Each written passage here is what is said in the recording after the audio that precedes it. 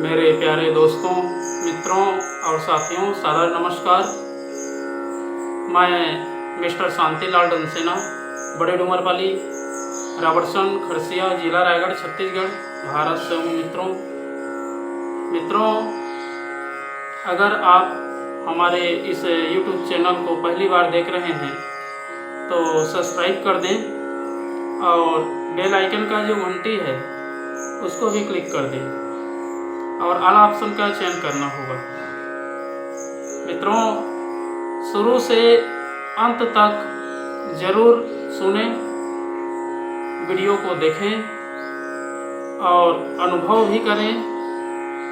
विचारों में अगर मिलता जुलता है तो उसको अपने जीवन में धारण करने का प्रयास करें और जीवन को एक नई श्रेष्ठ दिशा की ओर प्रेरित करें।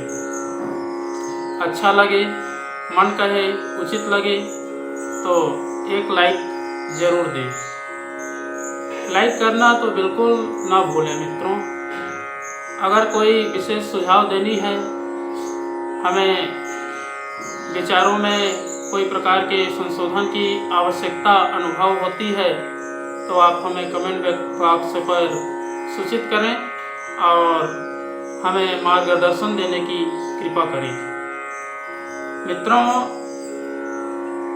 परोपकार और परमार्थ के विमुख रहना मनुष्य का स्वभाव नहीं है। अगर हम परमार्थ कार्यों के लिए, श्रेष्ठ कार्यों के लिए कदम उठाते हैं तो समाज साक्षी है। समाज के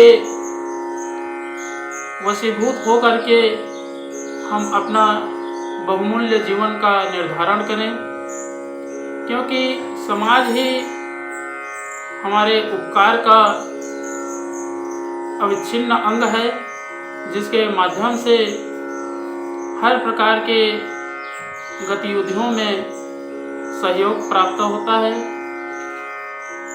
हर प्रकार के कार्यों में सफलता भी मिलती है। उसका श्रेय समाज पर निर्भर करती है। अगर हम समाज के हित के लिए कदम उठाते हैं, समाज की सुरक्षा के लिए कुछ कार्य करते हैं तो जीवन में अपना अनमोल समय का सदुपयोग कर रहे हैं। समाज ही वह धुरी है जिसके आधार पर व्यक्ति जन्म से लेके मृत्यु पर्यंत तक सहयोग की आवश्यकता होती है और समाज से निकृष्ट रहने पर कष्ट के अतिरिक्त और कुछ भी नहीं मिलती है, जिसके माध्यम से व्यक्ति का जो सद्भावना रहती है, सद्विचार रहती है, वो लुप्त हो जाती है और व्यक्ति को कोई दिशा भी नहीं मिल पाती है। तो मित्रों, रामायण में भी कई जगह प्रसंग मिलते हैं कि व्यक्ति जो है सबके हित के लिए जीता है, जो दूसरों के हित जीता है और दूसरों के हित जो मरता है, उसका प्रत्येक आंसू रामायण की और गीता है। तो मित्रों, इन सब चीज़ों का अन्वेषण करना और व्यक्तिगत जीवन में उसको उपयोग करना अत्यंत आवश्यक है। अगर हम विचारों का परिमार्जन नहीं करते हैं, बुद्धि को सही दिशा नहीं देते हैं, तो जीवन अनर्गल क्षेत्रों में विकसित करती है और आत्मा को पतन के गहरे गर्त में धकेलती है। तो मित्रों, इन सब चीज़ों को संशोधन करने के लिए आत्मज्ञान का होना आवश्यक है। आत्मा का अनुभव करने से ही परम तत्व परमात्मा की प्राप्ति होती है और जीवन रूपी जो समय है उसका सदुपयोग होता है। श्रेष्ठ चिंतन, श्रेष्ठ मनन, श्रेष्ठ विचार से ही व्यक्ति का कायाकल्प होता है और अज्ञान से ज्ञान की ओर अग्रसर करता है, अंधकार से प्रकाश की ओर चलता है, मृत्यु से अमृत की ओर चलता है। इसीलिए तो कहा गया है अस्तो माँ सद्गमय तमसो माँ ज्योतिर्गमय मृत्योर्मा अमृतम गमय। ईश्वर का राजकुमार मनुष्य इस पृथ्वी पर जन्म ले करके अपने सौभाग्यता को समझे, अनुभव करे और जीवन लक्ष्य निर्धारित करके एक दिशा में अग्रसर होता रहे। यही मनुष्य का परम धर्म और कर्तव्य है। मित्रों, व्यक्ति यदि समाज के साथ में विश्वासघात करता है तो अपना ही अनहित करता है। व्यक्ति जो है समाज का एक इकाई है। हर इकाई से मिलकर के एक समाज की रचना होती है और उस समाज की अवहेलना करने पर व्यक्ति क्लांत रहता है, दुखी रहता है, निराशा के हाथ में जकड़ा रहता है।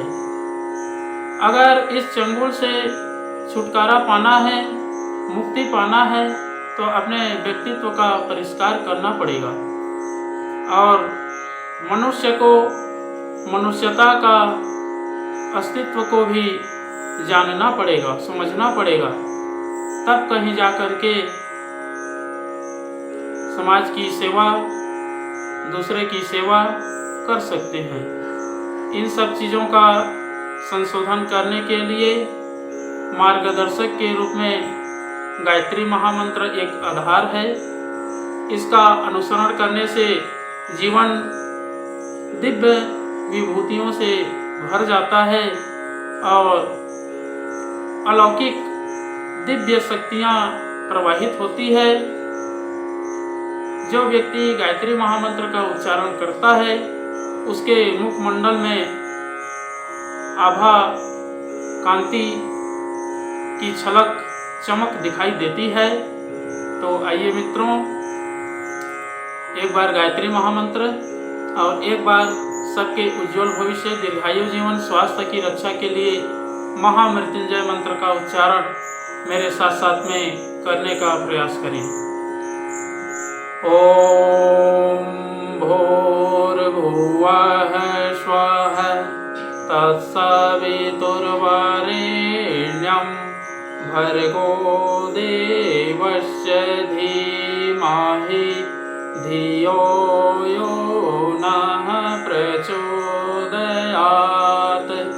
उस प्राण स्वरूप, दुखनाशक, सुख स्वरूप, श्रेष्ठ, तेजस्वी, पापनाशक देव स्वरूप परमात्मा को हम अपनी अंतरात्मा में धारण करें।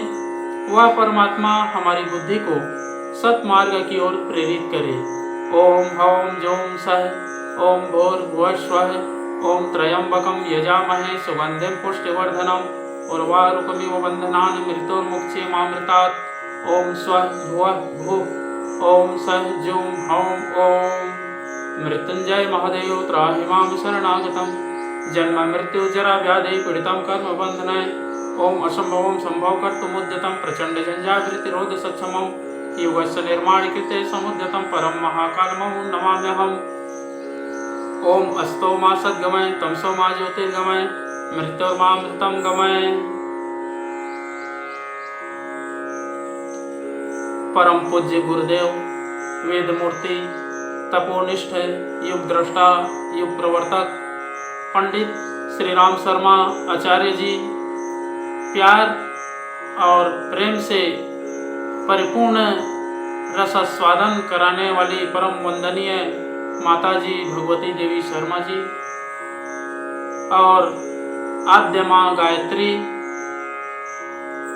धरती माता, भारत माता, प्रकृति, पर्यावरण, सूर्यदेव, महाकाल भगवान, सरस्वती माँ, लक्ष्मी माता, सभी ग्रह नक्षत्र अखिल विश्व ब्रह्मांड के सभी देवी देवताओं के सूक्ष्म संरक्षण में उपस्थित सभी हमारे प्रिय आत्मीय आदरणीय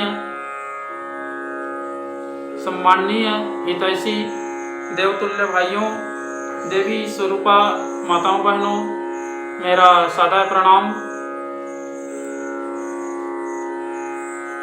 ऋषि चिंतन के सानिध्य में से आज का जो एक बहुत ही अनमोल महत्वपूर्ण कड़ी है आपके पास लेकर के प्रस्तुत कर रहा हूँ। आज का सुविचार है मित्रों, परहित सरिस धर्म नहीं भाई। बहुत ही अनमोल और महत्वपूर्ण सुविचार है। परोपकार एवं परमार्थ से विमुख रहना समाज के साथ विश्वासघात करने के बराबर है। हम आज जो कुछ हैं या हमारे पास जो कुछ धन संपत्ति, पद प्रतिष्ठा और अवसर संयोग हैं, वे सब समाज द्वारा हमारे ऊपर उपकार किए जाने का ही फल है। यदि समाज ने हमारी उपेक्षा की होती, हमारे हित से सर्वथा मुख मोड़ लिया होता, तो हमारा अस्तित्व ही आपत्तिग्रस्त हो जाता। थोड़ी दूर भी अपना जीवन चल सकना कठिन हो जाता, अस्तु समाज के प्रत्युपकार के लिए कुछ ना करना कृतज्ञता ही होगी। उसकी अपेक्षाओं के प्रति विश्वासघात होगा, जो कि न तो लौकिक दृष्टिकोण से शुभ है और न पारलौकिक दृष्टि से कल्याणकारी। लोक और परलोक, शरीर और आत्मा, सारे मानवीय अनुबंधों के मंगल के लिए परोपकार एवं परमार्थ में निरत रहना परमावश्यक है। इससे विमुख होना अपना वर्तमान और भविष्य दोनों को बिगाड़ लेना है। इसी तथ्य और अपने अनुभव के आधार पर ही तो महर्षि व्यास ने कहा है, जीवन उसी का ही सफल एवं सार्थक है जो सदा परोपकार में प्रवृत्त रहता है। निश्चय ही परोपकारी को न पाप का भय रहता है और न पतन का। वह तो लोक अथवा परलोक सब जगह श्रेय का ही अधिकारी बनता है। बहुत बहुत धन्यवाद मित्रों। अगले बार नए कड़ी लेकर के, नए सुविचार लेकर के आपके पास नए वीडियो के साथ में फिर प्रस्तुत होंगे। सादर नमस्कार।